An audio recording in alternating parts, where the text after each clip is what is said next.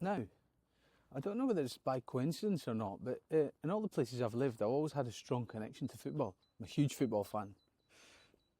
I suppose everyone else likes football, don't they? Started in Scotland, grew up, first 10 years of my life near Celtic. First team in, I was going to say Europe there, first team in Britain to win the European Cup, 1967. The Lisbon Lions. Then I moved with my parents to a little village or a little place right in the middle of between Liverpool and Manchester, the two most successful clubs in UK football. I think they've got 68 trophies each. I think United, as we speak now, January 2025, I've got the upper edge on direct games.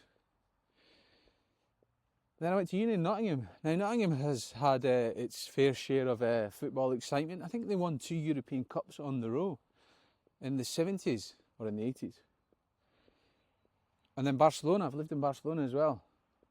All you need to say with Barcelona is Leo Messi, the greatest player that's ever lived, or one of the greatest players. And now, 20 years in North Italy, I'm not far from Milan. Now Milan had a few good years of success under Berlusconi, the late Berlusconi. They had the Dutch contingent, Van Basten, Gullit, Rijkaard.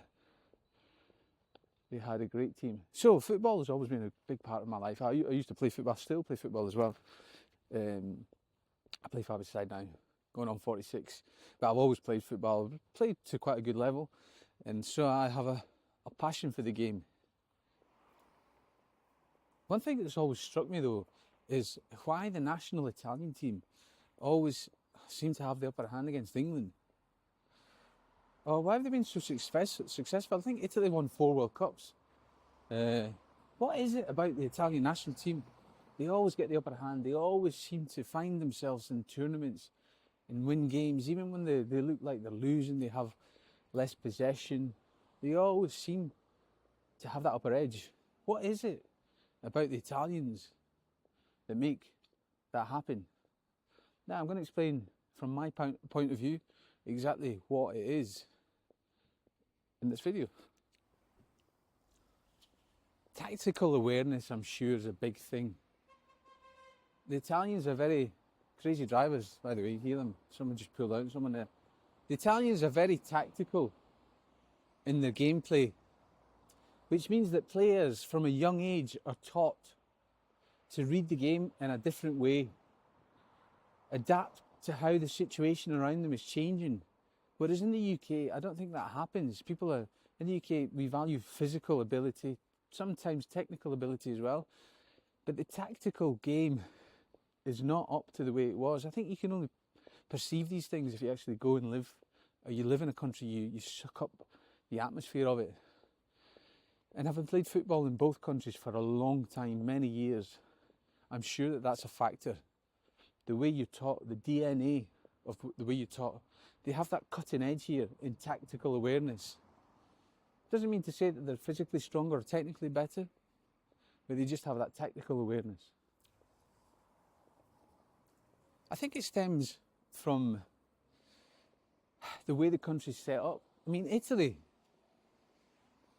as a country has only existed for a couple of 100 years. Whereas England, Scotland, these countries have existed for years. And the people, it's the way the people are. Because Italy's been conquered for the last 200 years, people have always been more adaptable, so to say. More adapting at changing to circumstances, new people coming to power. So I think that is a part of it. It's the way people play the great game, play football, is an expression of how they live, of how their lives are. Look at Brazil with the samba, all the flair, the elegance. So because Italy's been a conquered country, the people have to be more tactical and adapt to the way of life, the way things are. I'm sure that's a part of it. Let me know in the comments what you think. So tactical awareness. Another thing, number 2, I think, is hard work. Just graft.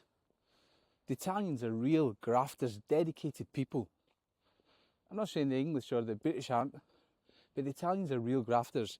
I have a few Argentinian friends, and as you know, Argentina is almost more Italian than it is Spanish. Although they speak Spanish, the culture and the way of living is very much Italian, because there's a lot of Italian immigrants there.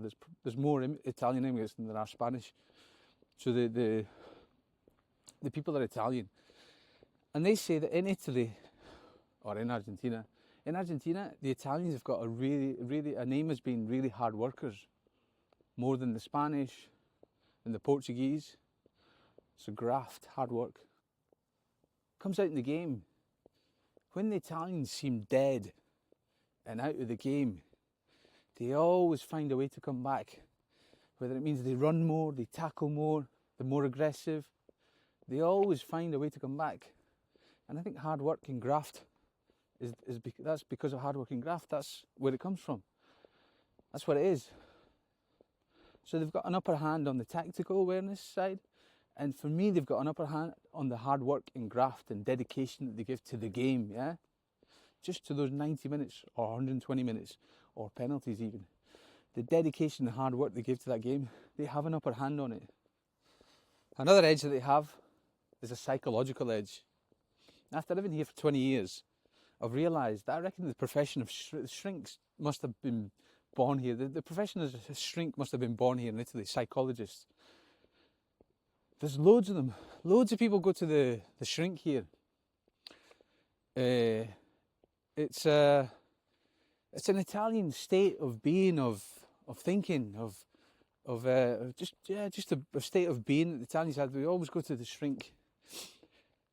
I think in South America, at least, there's a joke that Brazilians have. They say, how did an Argentinian commit suicide? He jumped off his own ego. I'm sure that comes from the Italian culture, the way the Italians are here. Big egos, mind games, and that gives you an upper hand. I think, my opinion, it gives the Italian national team an upper hand. Also because they've won before. If you've won before, you know how to do it. Psychologically, you're more stronger, or you're stronger. It's a double comparative. You can't say that in English, can you? Or a double superlative. You're stronger. So that gives them that edge, that psychological edge.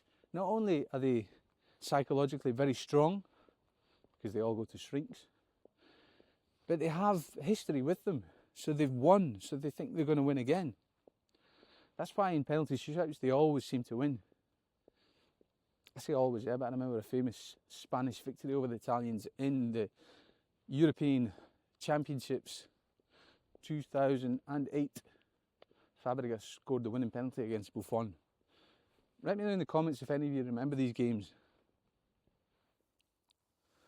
Last upper edge, defensive ability. Now everyone knows that the Italians are great at defending. They are masters of defending, in a good way or a bad way. And I think that's true. I think almost when the Italians start a game of football, it's just as important, if not more important, not to concede a goal than to score a goal. Which, if you think about it, is a good piece of advice, because if you don't concede a goal, the best result you can get is a draw. And you can always win in penalty shootouts. Can't speak again. In tournaments. So that is the way Italians set up a football game, to not concede a goal. If you don't concede a goal, you won't get beat. So their defensive ability is second to none. I see it loads of times here when I watch, obviously, the Premier League, the English Premier League on Sky Italy, and the Italian commentators absolutely have a go at the English defenders. There's loads of mistakes that I'm sure that we don't even see, or the English don't even see as mistakes when we're defending, that the Italians can pinpoint, and they can say, look, that was a mistake. Maybe 4 or 5 moves before the goal. So they analyse things in a very defensive manner here. And also as well, they have key players. They always have key strikers, just 1 or 2 strikers who are top class, out of this world. Del Piero, Pirlo, Totti. They always have someone from the middle of the park upwards who can really do damage. That's why they win most of the games 1-0, 2-1. Not very high scoring games when the Italians are involved. Although again, I can think of one game, the semi-final of the 1982 World Cup. I was only 3, so I don't remember it, but I've got obviously videos of it. When I was a kid, I used to watch it 3-all. I think they won 4-3 or 3-2. It's a high scoring game, but not usual for it, the Italian national team to have a high scoring game. So yeah, so that's my take on why the Italian national team has the upper hand when it comes to winning tournaments or beating the opponents. So to wrap it up, that's my take on Italy, the football wise. Now, I'm a huge football fan. I love football, always have, always will. I used to watch Football Italia on Channel 4 in the 90s in the UK when I was a kid. But I don't watch Serie A anymore. Bores me. The Italian football bores me. I just can't watch, I can't hack it. The local team where I live here, the Cremonese, were in Serie A 2 years ago. I bought a season ticket when they were there, but unfortunately they got relegated the year after. So I won't even go Serie B, I won't go and watch that. I like Spanish football, English football. Scottish football's gone downhill, hasn't it? Saw the passing of Dennis Law the other day. Long live the King. One of the best players ever, the only Scottish player to win a Ballon d'Or as well. I never knew that.